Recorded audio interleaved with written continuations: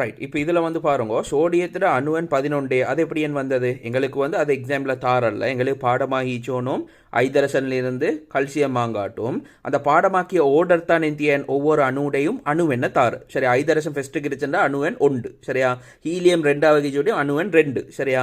இப்போ சோடியம் 11வது கிடைச்சி சொல்லியும் சோடியத்தில் அணுவன் எத்தனேன் 11. அணுவன்லிருந்து எந்தியன் தகவல் உங்களுக்கு எடுக்கலும், அணுவன்லிருந்து என்ன தகவலை நடிக்கலும் என்றால் அந்த குறிப்பிட்ட அணுவில் உள்ள இங்கே சோடியம் அதில் இருச்சிய புரோத்தன் எண்ணிக்கையை எடுக்கிறதுக்கு இயலும். அப்போ புரோத்தன் எண்ணிக்கை எத்தனேன் 11, அந்த கருவுக்குள்ள இருச்சிய புரோத்தன் எண்ணிக்கை 11. அப்போ அதை கண்டுபிடிச்சிட்டேன் சரி.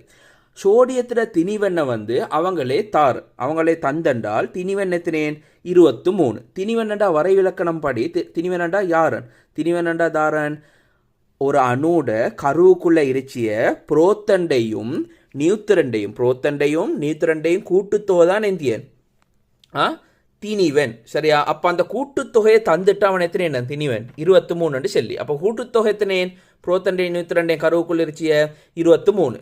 உங்களுக்கு ஆல்ரெடி புரோத்தன் தெரியும் எத்தனை 11 சொல்லி தெரியும். அப்போ புரோத்தம் 11 என்றால் நியூத்திரன் எத்தனை ஈக்கோணும், நியூத்திரன் 12 ஈக்கோணும். அப்போ தான் எந்த நடக்கும் உங்களுக்கு திணிவன் அதாவது கூட்டுத்தொகை 23 சொல்லி வார். அப்போ புரோத்தம் 11 நியூத்திரன் 12 கூட்டுத்தொகை அப்போ தான் 23 வரும். அப்போ இதிலிருந்து தாரையும் கண்டுபிடிச்சிடலும், நியூத்திரனை கண்டுபிடிச்சிடறதுக்கு ஏலும் சரியா. இதோட நாங்கள் பார்ப்போம் இலத்திரண்டை எண்ணிக்கை எப்படியும் கண்டுபிடிச்சியது நல்லா விளங்கிக்கோங்க.